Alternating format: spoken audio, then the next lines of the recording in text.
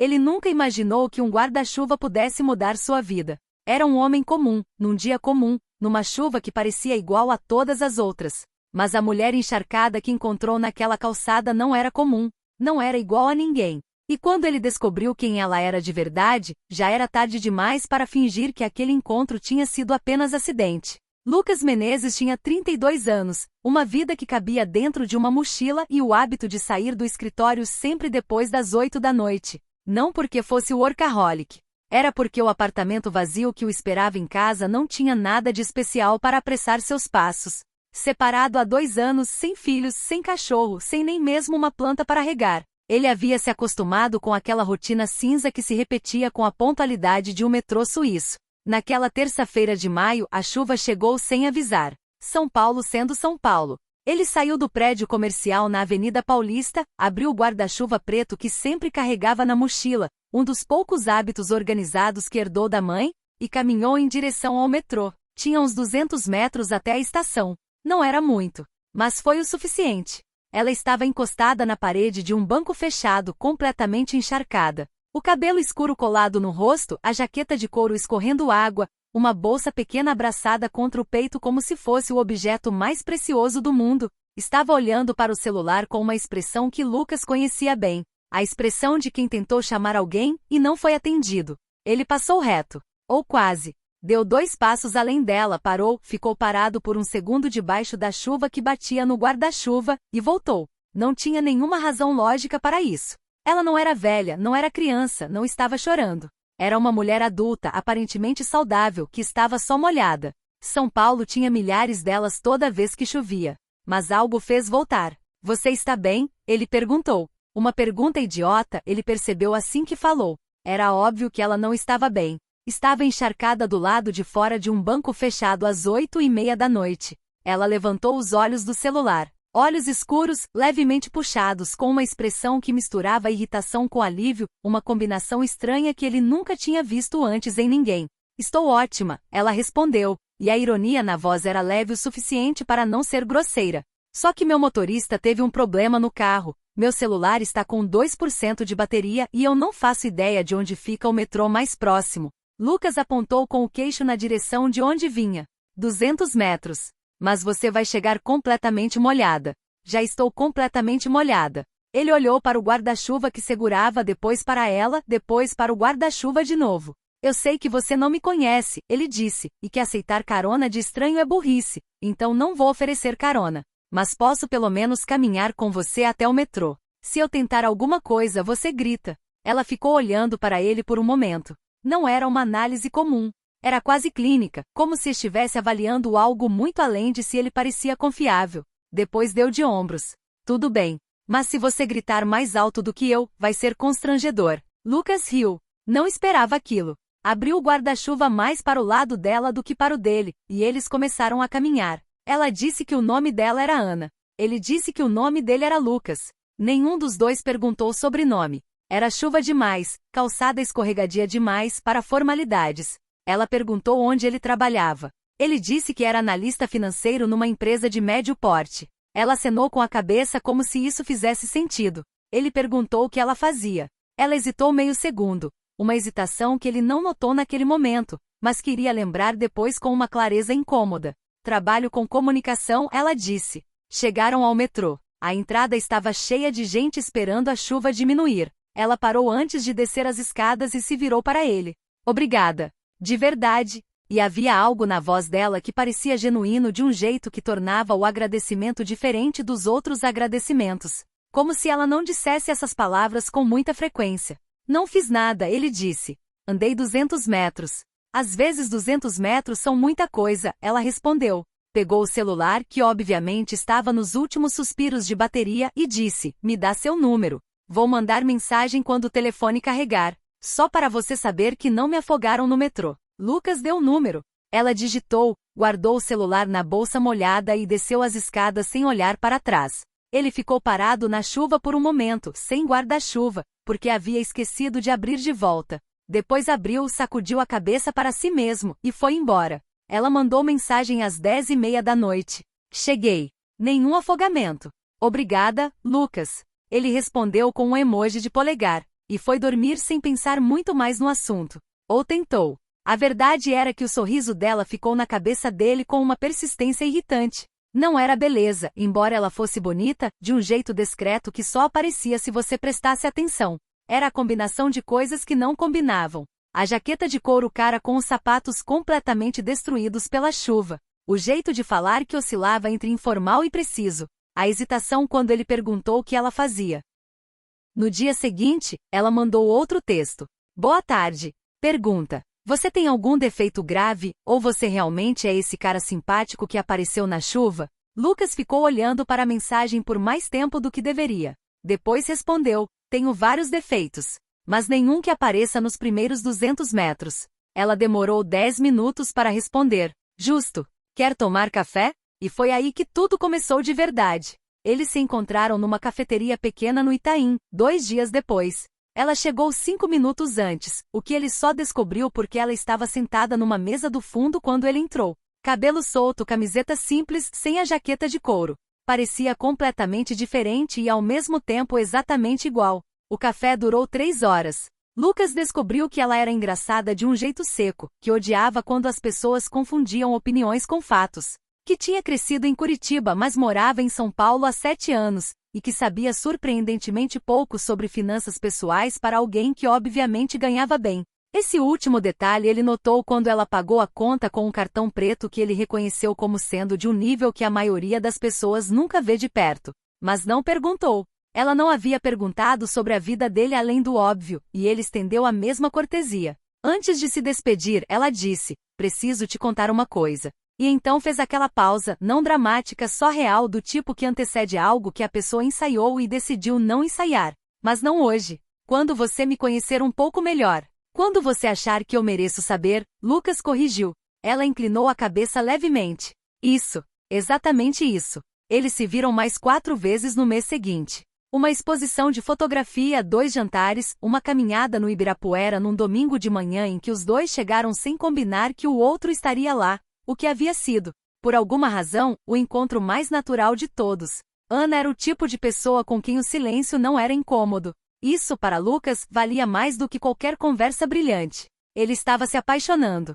Sabia disso com a clareza desconfortável de alguém que tentou não se apaixonar e perdeu a batalha por goleada. E ela ainda não havia contado o que havia prometido contar. Até o dia em que contou. Era uma sexta-feira. Eles estavam no apartamento dela a primeira vez que Lucas havia estado lá, e ele havia percebido, ao entrar, que o apartamento era incompatível. Não era um apartamento ruim. Era um apartamento excelente, num dos prédios mais valorizados dos Jardins, com uma vista que Lucas reconheceu como sendo o tipo de coisa que custa o que ele ganhava em 2 anos. Mas não tinha quase nada pessoal. Sem fotos, sem bagunça, sem os rastros de vida que os apartamentos acumulam naturalmente. Era bonito e vazio de um jeito que ele já havia visto antes, em hotéis caros. Ela fez café, sentou na frente dele, e disse, então, Lucas repetiu. Você pesquisou meu nome. Não era uma pergunta. Ele ficou quieto por um segundo. Tentei. Ana, não é muito específico. Mas você tentou. Tentei. Ela sentiu lentamente. Ana Cavalcante Drummond, esse é meu nome completo. Lucas ficou quieto, porque o nome era familiar. Não de um jeito vago, de um jeito muito específico. Ana Cavalcante Drummond era a fundadora e CEO da Drummond Capital, uma das maiores gestoras de investimentos privados do Brasil. Era um nome que aparecia em listas de pessoas mais influentes, em capas de revista de negócios, em palestras no Davos. E ele sentiu o chão escorregar um pouco sob seus pés enquanto o cérebro processava, uma das pessoas mais ricas do país. Ele disse. Porque não havia mais nada para dizer. Ela repetiu, com um sorriso que era genuíno e cansado ao mesmo tempo. Lucas ficou olhando para a xícara de café na mão. Depois olhou para ela. Por que você não disse antes? Porque antes você me tratava como uma pessoa. Ela disse isso sem acusação, só com uma honestidade que cortou. Quando as pessoas sabem quem eu sou, alguma coisa muda. Às vezes sutilmente. Às vezes não tão sutilmente. Mas sempre muda. E eu precisava de alguns encontros onde eu fosse só Ana que estava encharcada na chuva. Lucas ficou quieto por um longo tempo. Lá fora, São Paulo fazia o barulho que São Paulo sempre faz, que é o barulho de muita coisa acontecendo ao mesmo tempo sem se importar com mais nada. E agora? Ele perguntou. Agora você sabe. Ela o olhou de frente. E eu ainda não sei o que muda. Nada muda, ele disse. E percebeu ao dizer que era verdade. Não porque fosse nobre ou especial. Era verdade porque ele havia passado um mês conhecendo Ana, seus opiniões irritantes sobre filmes de ação, seu hábito de reorganizar o cardápio em ordem de preferência antes de pedir, a forma como ela fechava os olhos por 2 segundos antes de dizer algo que considerava importante. E nenhuma dessas coisas havia mudado porque o sobrenome dela cabia numa lista de bilionários. Ela o estudou. Aquela análise quase clínica que ele havia notado na primeira noite. Você é um ingênuo ou muito seguro de si, ela disse finalmente. Provavelmente os dois, Lucas respondeu. Ana riu. E dessa vez o riso era diferente dos outros risos, mais aberto, mais real, sem as camadas que ela evidentemente havia aprendido a colocar em cima de tudo. Era o riso de alguém que estava, talvez pela primeira vez em muito tempo, sem saber exatamente o que viria a seguir.